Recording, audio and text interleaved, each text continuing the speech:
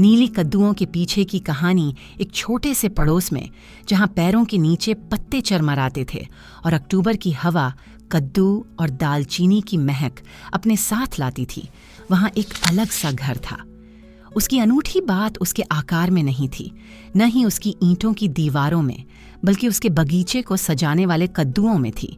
वे नारंगी नहीं थे जैसे बाकी सब, वे नीले कद्दू थे। अल्डो, एक आकर्षक और मजबूत मध्यम आयु वर्ग के व्यक्ति, वहां रहता था। हर साल वह हैलोवीन के लिए अपने घर को बड़े उत्साह से सजाता था, लेकिन कुछ समय से उसके कद्दू उस खास नीले रंग के हो गए थे। गांव में अफवाहें थीं कि वह पारंपरिक चीजों से थक गया था, उसे ध्यान आकर्षित करना पसंद था। कुछ लोग उसे अजीब कहते थे। अन्य, जो थोड़े अंधविश्वासी थे, मानते थे कि इसका संबंध किसी प्रकार की अजीब जादू से या उसके निजी विश्वासों से हो सकता है। लेकिन सच्चाई बहुत ही मानवीय, सरल और गहरी थी। अल्डो 8 साल की डाना का पिता था, जो शायद ही कभी बोलती थी। डाना को हैलोवीन की रोशनियां, वेशभूषा और रंग पसंद थे, लेकिन वह अलग थी। वह एक शांत और शांतिपूर्ण दुनिया में रहती थी, जहां शब्द हमेशा बहते नहीं थे। वह ऑटिस्टिक थी और उसकी दुनिया में ऐसे रंग और रूप थे जिन्हें बहुत कम लोग समझ पाते थे। हर साल अल्डो देखता था कि डाना खिड़की से सजावट देखकर खुश होती थी, लेकिन जब मिठाइयाँ लेने का समय आता, वह पीछे रह जाती। वह ट्रिक और ट्रीट शब्दों को नहीं समझती थी, न ही अन्य बच्चों के साथ बातचीत कर पाती थी, और अक्सर वयस्क नहीं जानते थे कि उसके मौन पर कैसे प्रतिक्रिया दें। कई लोग सोचते थे कि वह असभ्य है, उसके पास अच्छे व्यवहार नहीं है, और कुछ तो बिना मुस्कुराए दरवाज़ा भी बंद कर देते थे।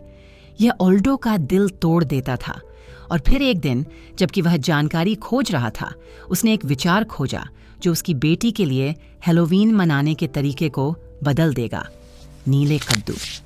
अल्डो ने पाया कि नीले कद्दू एक प्रतीक थे, जिसका उपयोग ऐसी परिवारें करती थीं जिनके बच्चे ऑटिस्टिक होते थे। वे शब्दों की मांग नहीं करते थे, केवल समझने की। अल्डो ने निर्णय लिया कि इस साल उसके घर और डाना के घर में नीले कद्दू होंगे। 31 अक्टूबर को डाना अपने हाथ में नीला कद्दू लेकर बाहर निकली।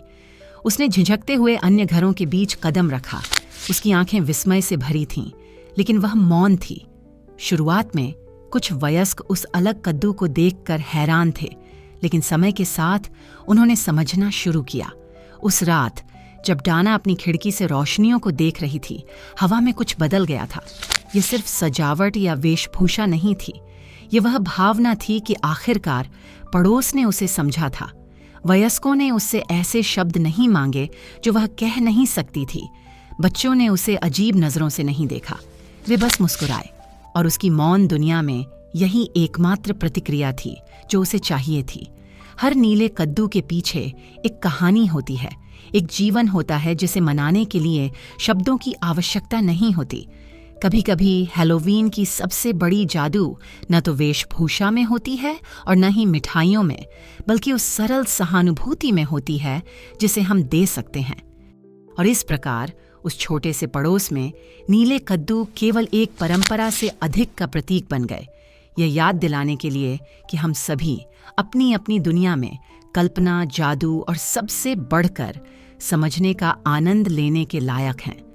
जब आप किसी बच्चे को नीले कद्दू के साथ देखें, हो सकता है कि वे आपके दरवाजे पर दस्तक दें और कुछ न कहें। इसे उनके असभ्य या बिना शिक्षा के होने के रूप में न लें। कई ऑटिस्टिक बच्चे बोल नहीं पाते, वे आपसे कुछ नहीं मांगेंगे, न ही ट्रिक और ट्रीट कहेंगे, और हो सकता है कि वे आपको मुस्कुराकर भी न देखें। बस इस नीले रंग को समझने की कोशिश करें। ये उनकी दुनिया है, यह सिर्फ एक स्थिति है। वे भी हैलोवीन का आनंद लेने के हकदार हैं।